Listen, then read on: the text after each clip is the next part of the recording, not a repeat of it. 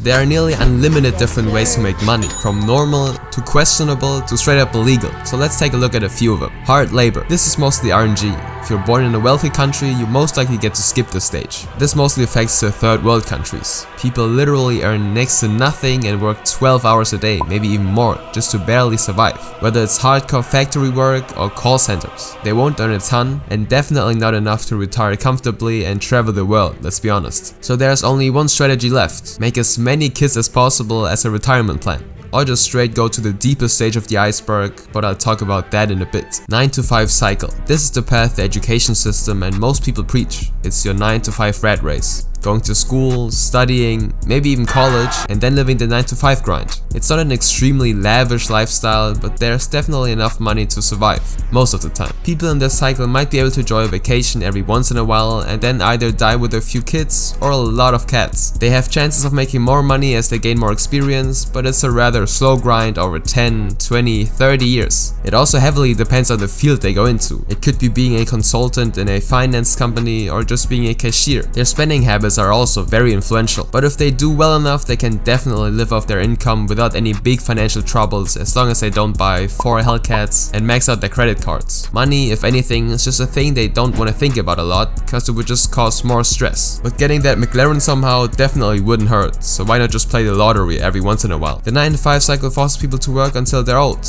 and then retire off of the little things they got, but that's fine for most people. Saving up and investing. This is like an upgraded version of the 9 to 5 cycle. These are the people who handle their money just a bit better. They probably have heard about the fact that you can become a millionaire if you stop drinking coffee entirely. They save and might even invest money, but it's usually the low risk index fund or other assets such as gold. None too crazy. So Wall Street type of bets or crypto is definitely not their cup of tea. They oftentimes manage to amass a good amount of money due to their better spending habits, but they don't generate a ton of income from their 9 to 5, so it takes a while to actually get there. As their money compounds, they can at least die on a bet made out of $1 bills, and they weren't addicted to caffeine. Trading bros. These are also your normal 9 to 5 guys, but they have a very different side as well. They're like the opposite of the low index fund people. Some identify with the Wall Street bets, others with the crypto and NFT bubble. They're borderline gambling addicts but call themselves investors. But it's usually just some random dude losing his salary within 2 days. Every once in a while, someone in that community does actually manage to amass ridiculous amounts of money with a lucky trade, which puts him out of his 9 to 5 rat race and right into the 1%. So always remember, 90% of gamblers quit right before they hit it big. The next stage of the iceberg goes a different path and leads more into the way of entrepreneurship instead of the recommended 9 to 5. Surveys. This is taking it back a couple of years to the younger stages of life. These younglings might really desire to make money to buy some random stuff, gems or V-Bucks, I don't know.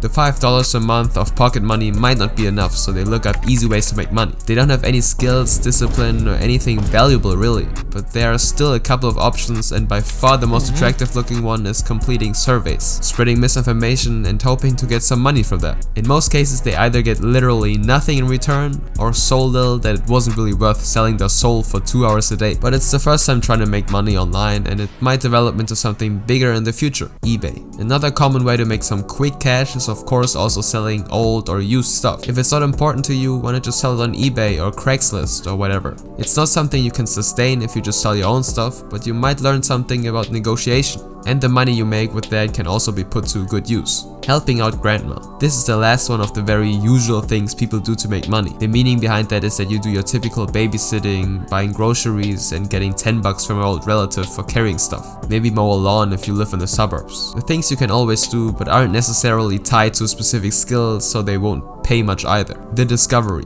Now this is the first stage that only a few people stumble upon. The world of side hustles. People look up ways to make money for whatever reasons, and they discover the finance niche on YouTube or TikTok. They're instantly bombarded with a million different businesses they could start. AI business, SMMA, SaaS, dropshipping, print on demand, YouTube automation, and a lot more. It usually comes with being completely sucked into this niche for a couple of months and then dreaming of becoming the next billionaire before actually putting in any work. 99% of the time these people think that starting a real business where you need to spend money is still too scary and risky, so they they opt for a simpler, zero budget side hustle. Maybe something like an Instagram page or something that is fun, such as Twitch or a YouTube channel. If they do actually manage to make some money with it, it usually will stay at like $100 a month, which is great if it's like an online business, but it's nothing extraordinary yet. This is the stage where most people just get their feet wet for the first time by trying out some very basic side hustles. They learn to fail and then either quit and cry or try again. 5 to 8 cycle. The 5 to 8 cycle means the stage people reach when they've been literally consumed by the thought of starting a real business. They've read books, watched countless hours of videos, and are willing to put in the work. To escape the rat race, they usually put in even more work, so instead of doing a 9 to 5, they tend to do more like a 5 to 8. Some of these people make it really hard to be proud of being in this bubble. The type of people who put entrepreneur in their bio even though they haven't made any money with any real thing yet. Anyways, at this stage you might try out the most popular businesses, or you might even go into more niche things and try out stuff like ClickFunnels and sales, copywriting maybe.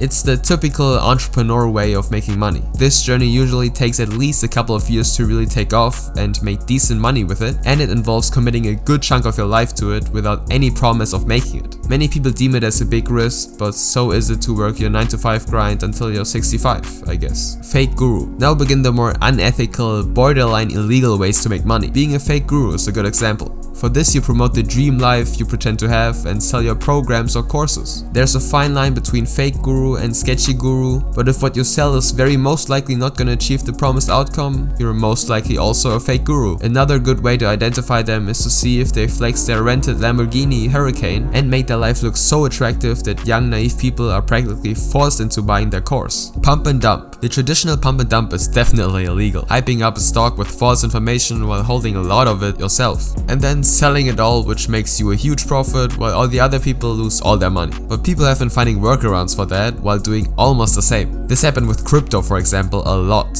I mean, you've seen it. People creating random cryptocurrencies or NFTs with no intrinsic value and driving up the price up by following some type of trend or just straight up paying influencers. And then it turns out it was a rug pull and all of the buyers lost their money. And because crypto and NFTs aren't regulated, nothing you could do. A good example for that was the Squid Game crypto scam. Another way to do something similar is to just actively tell people that you're buying a particular stock, and if you're well known enough or somehow influential online, people will buy it as well. You didn't tell them to buy it, you just announced your actions. Nothing wrong about that, right?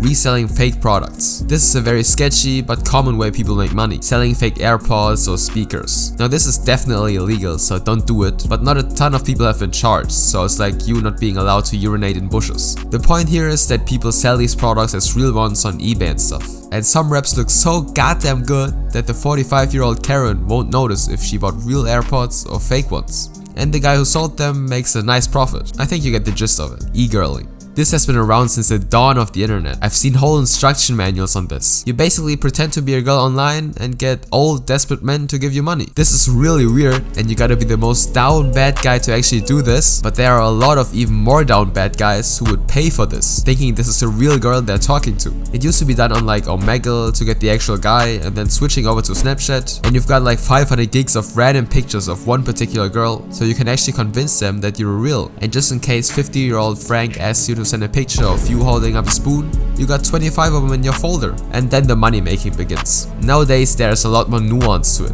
You can do TikTok and do live streams if you're fancy enough and use AI generated pictures and make them seem realistic.